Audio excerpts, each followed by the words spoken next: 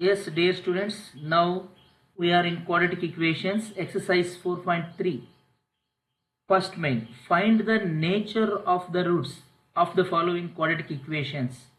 ವಿದ್ಯಾರ್ಥಿಗಳಿಗೆ ನಾವು ವರ್ಗ ಸಮೀಕರಣಗಳು ಪಾಠದಲ್ಲಿದ್ದೀವಿ. ಸೊ ಏನು ಮಾಡಬೇಕು ನಾವು ಅಂತಂದರೆ, ಕೆಳಗೆ ಕೊಟ್ಟಿರ್ತಕ್ಕಂಥ ವರ್ಗ ಸಮೀಕರಣಗಳ ಮೂಲಗಳ ಸ್ವಭಾವವನ್ನು ಕಂಡುಹಿಡಿಯಬೇಕು. ಮೂಲಗಳ ಸ್ವಭಾವ. ಸೊ ಏನು ಕೊಟ್ಟಿದ್ದಾರೆ ವರ್ಗ ಸಮೀಕರಣ? 3x² minus 4√3 into x plus 4 = 0.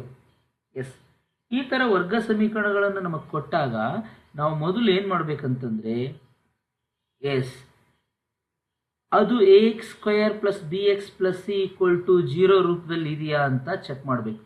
ನಮ್ಮದು ಫಸ್ಟ್ ಕೆಲಸನೇ ಅದು. Is it in the form of ax² plus bx plus c = 0 ಅಂತ ಚೆಕ್ ಮಾಡಬೇಕು.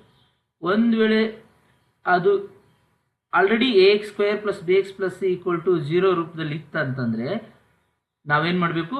ಹಾಗಾದರೆ ಅಲ್ಲಿ a = ಎಷ್ಟು, b = ಎಷ್ಟು ಮತ್ತು c = ಎಷ್ಟು ಅಂತ ಬರೀಬೇಕು. ಒಂದು ವೇಳೆ ಕೊಟ್ಟಿರ್ತಕ್ಕಂಥ ವರ್ಗ ಸಮೀಕರಣ ax² plus bx plus c = 0 ರೂಪದಲ್ಲಿ ಇಲ್ಲ ಅಂತಂದರೆ ನಾವೇನು ಮಾಡಬೇಕು? ಆ ರೂಪದಲ್ಲಿ ಅದನ್ನು ಬರ್ಕೋಬೇಕು. ಐಡಿಯಾ ಬಂತು? Yes, okay.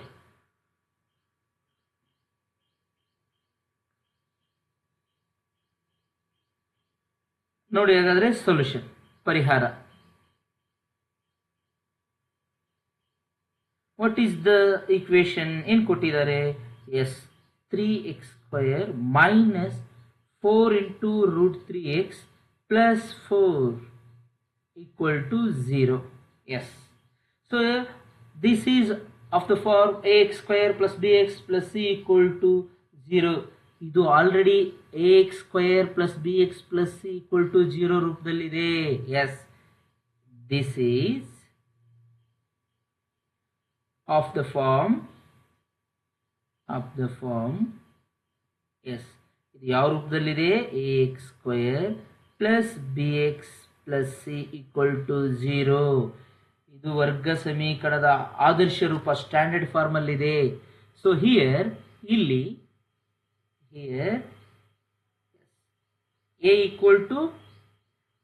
The coefficient of x² ನ ಸಹಗುಣಕ ಏನಿದೆಯಲ್ವಾ, ಇದನ್ನ a ಅಂತ ಕರಿತೀವಿ.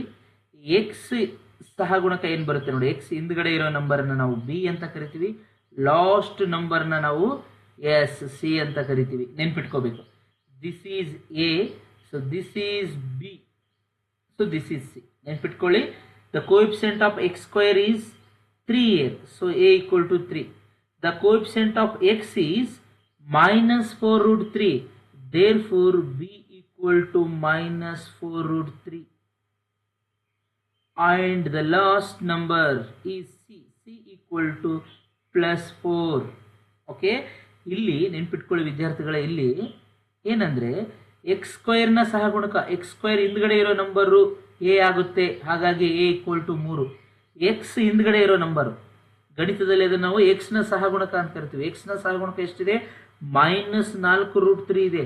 ಹಾಗಾಗಿ ಇದು x ನ ಸಹಗುಣಕ, ಇದು ಏನಾಗುತ್ತೆ? b ಆಗುತ್ತೆ. ಹಾಗಾಗಿ b = minus 4√3 and c = last number c ಆಗುತ್ತೆ. ಹಾಗಾಗಿ c = 4.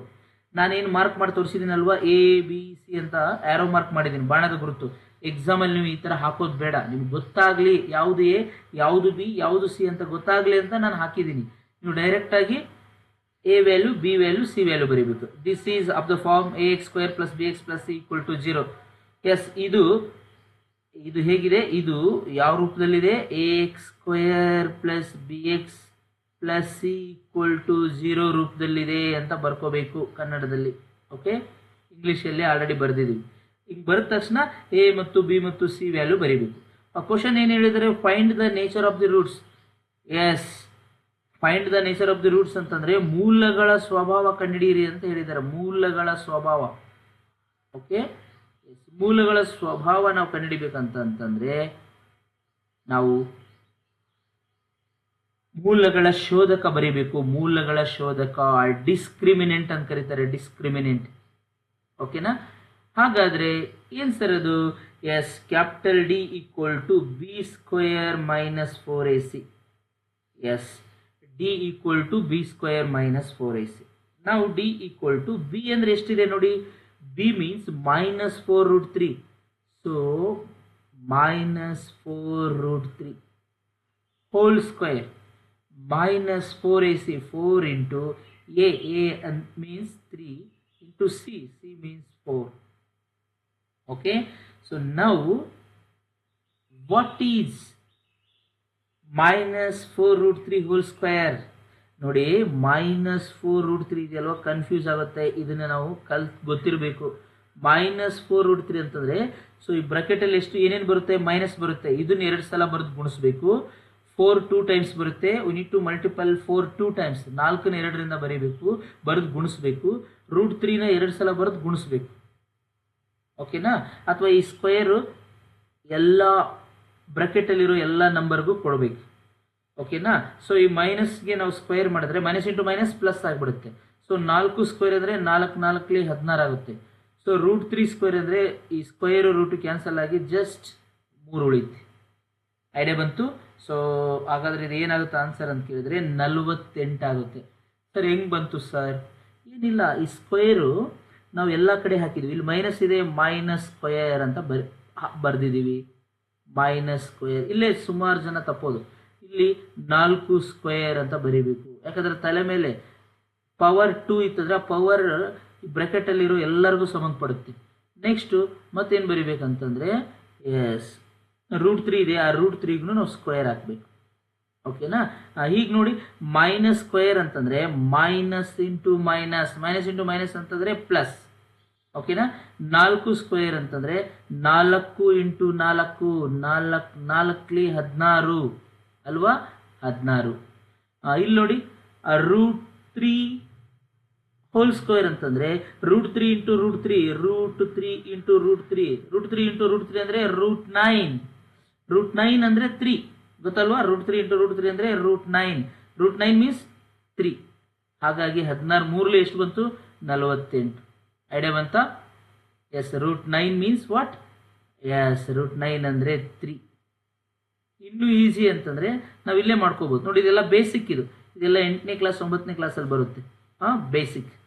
ಓಕೆನಾ? ಇದು ನಿಮ್ಗೆ ಗೊತ್ತಿರಬೇಕು. ಇಲ್ಲಿದೆ ನೋಡಿ, ಇನ್ನೂ ಈಸಿ ಅಂತಂದರೆ ನಾವು ಇಲ್ಲೇ ಡೈರೆಕ್ಟಾಗಿ ಮಾಡ್ಬೋದು. √3 ಇಂಟು √3 √9 ಮಾಡಿಕೊಂಡು 3 ಅಂತ ಹೇಳೋ ಬದಲು ನಾವಿಲ್ಲೇ ಸ್ಕ್ವೇರು ರೂಟು ಕ್ಯಾನ್ಸಲ್ ಮಾಡಿ 3 ಉಳಿಯುತ್ತೆ. ಡೈರೆಕ್ಟಾಗಿ 3 ಬರಿಬೋದು. ಓಕೆ, 4 ಸ್ಕ್ವೇರ್ ಅಂದರೆ 16. ಇಲ್ಲಿ ಸ್ಕ್ವೇರು ರೂಟು ಕ್ಯಾನ್ಸಲ್ ಆದರೆ 3 4 4ಲಿ 16 3ಲಿ 48. ಎಸ್, ಡೈರೆಕ್ಟಾಗಿ ಬರಿಬೋದು. ಹಾಗಾದರೆ ನಾನು ಇಲ್ಲಿ ಡೈರೆಕ್ಟಾಗಿ ಬರಿತೀನಿ. ಇದೆಲ್ಲ ನಿಮ್ಗೆ ಗೊತ್ತಿದೆ ಅಂತ ಅನ್ಕೊತೀನಿ ನಾನು. ಎಲ್ಲ ಬೇಸಿಕ್ ಇದೆ. You know very well. ನಿಮಗೆ ಚೆನ್ನಾಗಿ ಗೊತ್ತು. You are very well. Yes, ಹಾಗಾಗಿ D equal to -4√3 whole square means 48. ಡೈರೆಕ್ಟಾಗಿ ಬರದೆ ಹೆಂಗೆ ಬಂತು 48 ಅಂತ ಇಲ್ಲಿ ಹೇಳ್ಕೊಟ್ಟಿದ್ದೀನಿ. ಓಕೆ, 16 3ಲಿ 48. ಓಕೆನಾ? ಎಸ್, ಮೈನಸ್ 4 3ಲಿ 12 12 4ಲಿ 48. ನೋಡಿ, ಇಲ್ಲಿ ಹುಷಾರಾಗಿ ನಾವು ವರ್ಕ್ ಮಾಡಬೇಕು. ನೋಡಿ, ಇಲ್ಲಿ 4 3ಲಿ 4 3 12 12 4 48. ಎಸ್, ಇವಾಗ 48ರಲ್ಲಿ 48 ಕಳೆದ್ರೆ 0. Therefore D equal to 0. ಅಂದರೆ ಡಿ ವ್ಯಾಲ್ಯೂ ಏನು ಬಂದ್ಬಿಡುತ್ತೆ? 0 ಬಂತು. ವಿದ್ಯಾರ್ಥಿಗಳೇ, ನಿಮ್ಗೆ ಗೊತ್ತು, ಡಿ ಈಕ್ವಲ್ ಟು 0 ಬಂತಂದರೆ roots are real and equal. Yes, delta value 0 ಬಂತಂದರೆ ನಾವೇನಂತ ಬರೀಬೇಕು? ಮೂಲಗಳು ವಾಸ್ತವ ಮತ್ತು ಸಮ. ಓಕೆ, ದೇರ್ ಫೋರ್ ಲಾಸ್ಟ್ ಒಂದು ಲೈನ್ ಬರಿಬೇಕು ನಾವು. ಲಾಸ್ಟ್ ಒಂದು ಲೈನ್ ಏನು ಬರಿಬೇಕಂತಂದರೆ hence, therefore hence, so D equal to what? 0. D value 0 ಆಗ್ಬಿಡ್ತು. Real and equal roots exist. Real and equal root exist. ಅಥವಾ hence roots are real and equal. Real and equal. ಮೂಲಗಳ ಸ್ವಭಾವ ಬರೀರಿ ಅಂತಂದರೆ ನಾವು ಕೆಳಗಡೆ ಒಂದು ಲೈನ್ ಬರೀಬೇಕು. ಏನಂತ ಬರೀಬೇಕಂದ್ರೆ ಮೂಲಗಳು ವಾಸ್ತವ ಮತ್ತು ಸಮ. ಮೂಲಗಳು ವಾಸ್ತವ ಮತ್ತು ಸಮ. ಈ ರೀತಿಯಾಗಿ ನಾವು ಕೊಟ್ಟಿರ್ತಕ್ಕಂಥ ಪ್ರಶ್ನೆಗೆ ಉತ್ತರವನ್ನು ಸೂತ್ರವನ್ನು ಬಳಸೋದ್ರ ಮೂಲಕ, ಇಲ್ಲಿ ಫಾರ್ಮುಲಾ ಯಾವ್ದು ಸರ್ ಅಂತ ಕೇಳಿದ್ರೆ ಇಲ್ಲಿದೆ ನೋಡಿ, ಡಿಸ್ಕ್ರಿಮಿನೆಂಟ್. ಓಕೆ, ಡಿಸ್ಕ್ರಿಮಿನೆಂಟ್ ಕಂಡುಹಿಡಿತಕ್ಕಂಥ ಸೂತ್ರ ಡಿಸ್ಕ್ರಿಮಿನೆಂಟ್, ವೆರಿ ವೆರಿ ಇಂಪಾರ್ಟೆಂಟ್. ಕನ್ನಡದಲ್ಲಿ ಶೋಧಕ ಅಂತ ಕರೀತಾರೆ, ಮೂಲಗಳ ಶೋಧಕ. ಶೋಧಕ ಕಂಡುಹಿಡಿತಕ್ಕಂಥ ಸೂತ್ರ ಯಾವುದು ಅಂತ ಕೇಳಿದ್ರೆ b² - 4ac. ಓಕೆ, ಈ ರೀತಿಯಾಗಿ ಈ ಸೂತ್ರವನ್ನು ಬಳಸೋದ್ರ ಮೂಲಕ ನಾವು ಕೊಟ್ಟಿರ್ತಕ್ಕಂಥ ಪ್ರಶ್ನೆಗೆ ಉತ್ತರವನ್ನು ಬಿಡಿಸ್ತೀವಿ. ನೀವು ಇದೇ ರೀತಿ ಬೇರೆ ಬೇರೆ ಪ್ರಶ್ನೆಗಳನ್ನು ಬಿಡಿಸಿದರೆ ಪರೀಕ್ಷೆಯಲ್ಲಿ ಯಾವುದೇ ಪ್ರಶ್ನೆ ಬಂದರೂ ಈಸಿಯಾಗಿ ಆ ಪ್ರಶ್ನೆಗೆ ಉತ್ತರವನ್ನು ಬಿಡಿಸ್ಬೋದು. ಈಗ ನಾವು ಮತ್ತೊಂದು ಮುಖ್ಯವಾದ ಪ್ರಶ್ನೆಗೆ ಉತ್ತರವನ್ನು ಬಿಡಿಸೋಣ.